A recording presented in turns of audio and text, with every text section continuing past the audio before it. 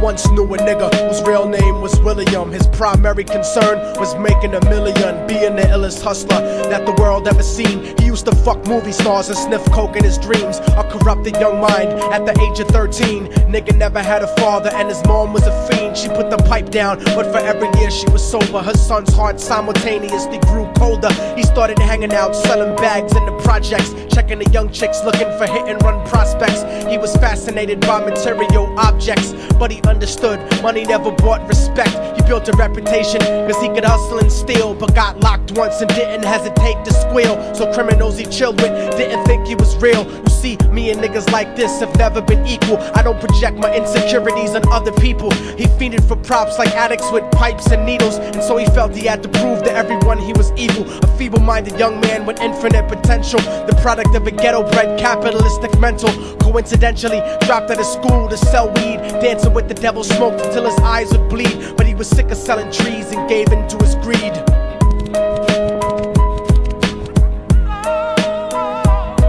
Everyone tryna be trife, never face the consequences. You probably only did a month for minor offenses. Ask a nigga doing life if he had another chance. But then again, there's always the wicked that knew in advance. Dance forever with the devil on a cold cell block. But that's what happens when you rape, murder, and sell rock. Devils used to be gods, angels that fell from the top. There's no diversity because we're burning in the melting pot.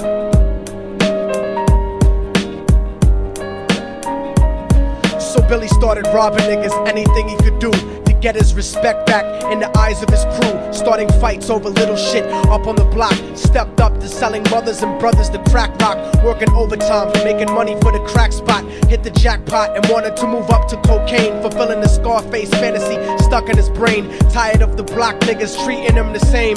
He wanted to be major like the cutthroats and the thugs. But when he tried to step to him, niggas showed him no love. They told him any motherfucking coward can sell drugs. Any bitch nigga with a gun can bust slugs. Any nigga with a red shirt can front like a blood. Even Puffy smoked the motherfucker up in the club. But only a real thug can stab someone till they die. Standing in front of them, staring straight into their eyes, Billy realized that these men were well guarded, and they wanted to test him before business started. Suggested raping a bitch to prove he was cold-hearted. So now he had a choice between going back to his life or making money with made men. Up in the sight, his dreams about cars and ice made him agree a hardcore nigga is all he ever wanted to be. And so he met them Friday night at 2:45.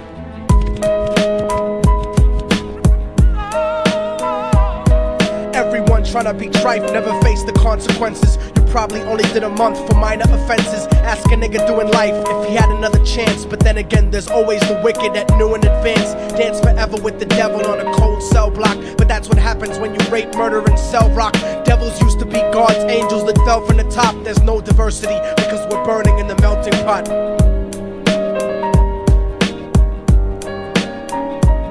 They drove around the project slow while it was raining, smoking blunts, drinking and joking for entertainment, until they saw a woman on the street walking alone, 3 in the morning, coming back from work on her way home. And so they quietly got out the car and followed her, walking through the projects. The darkness swallowed her. They wrapped her shirt around their head and knocked her onto the floor. This is it, kid, now you got your chance to be raw. So Billy yoked her up and grabbed the chick by the hair and dragged her into a lobby that had nobody there. She struggled hard, but they forced her to go up the stairs. They got to the roof and then held her down on the ground, screaming, "Shut the fuck up and stop moving around." The shirt covered her face, but she screamed and clawed. So Billy stomped on the bitch till he broke in her jaw. Them dirty bastards knew exactly what they were doing. They kicked her until they cracked her ribs and she stopped moving. Blood leaking through the cloth, she cried silently.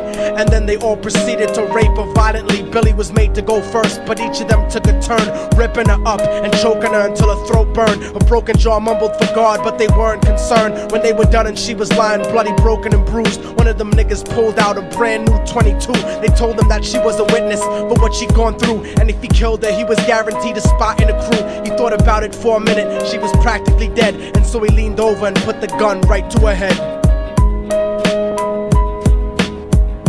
I'm falling and I can't turn back.